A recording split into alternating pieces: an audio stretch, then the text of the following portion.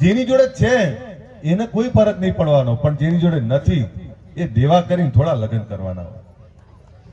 હું વારંવાર કહેતો હોઉં છું, ઘણાને એવું થાય મારા છોકરાને એવો પૈણાવો છે ને કે હાથીની પાલખી ઉપર વરઘોડો કાઢવો,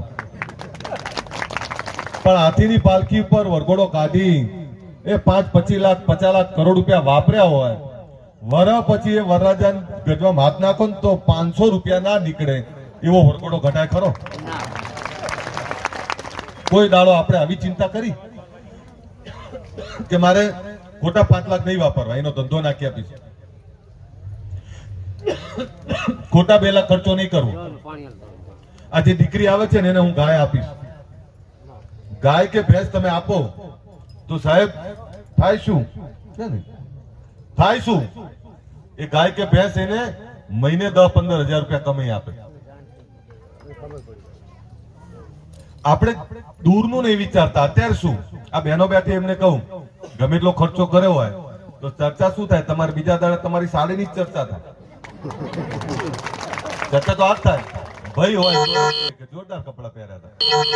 અહીં બેઠેલા આ બહેનો, તમે જયારે લગ્ન, હું ભાષણ કરવા નહીં આવ્યો, જયારે લગ્નની વાત કરો બીજા જ દિવસે તને કે તે સાડી કેમ આવી પહેરી હતી, પેલો કે તે સૂટ જોરદાર પહેર્યો હતો, પેલો કે તે કપડા હારા પહેર્યા, સફારી હારી પહેરી.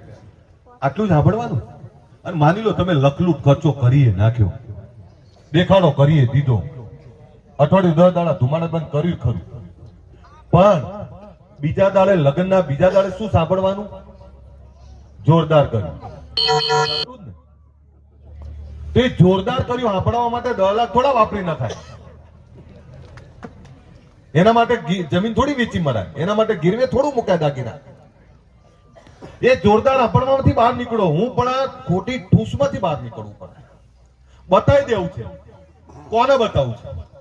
મને સમજાવો ખરા. આપણે બતાવવું કોને ખબર છે? આપણે અંદર અંદર ભાઈઓને જ બતાવવું હોય છે, આપણે બીજાને નહીં બતાવવું. અને બતાવવામાં બીજા સમાજો તો બહુ આગળ જતા રહ્યા. તમે બીજા સમાજોની તો વાત જ ના કરશો. બીજા સમાજના દીકરા દીકરીઓ વિમાનો ચલાવતા થઈ ગયા, આપણે હજુ ત્યાં ત્યાં જ છીએ.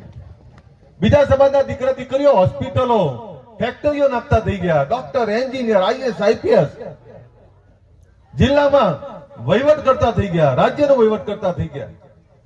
તો એ તો જો તેમની જોડે ટાઈમ જ નહીં, એમની જોડે આપણી જોડે એવું બતાવવા જોઈએ એમના માટે કઈ છે નહીં, અને એમને બતાવવું હોય નક્કી કરી લો મારી દીકરી ડીએસપી બનીને આવશે આજ સુરેન્દ્રનગર ની અંદર.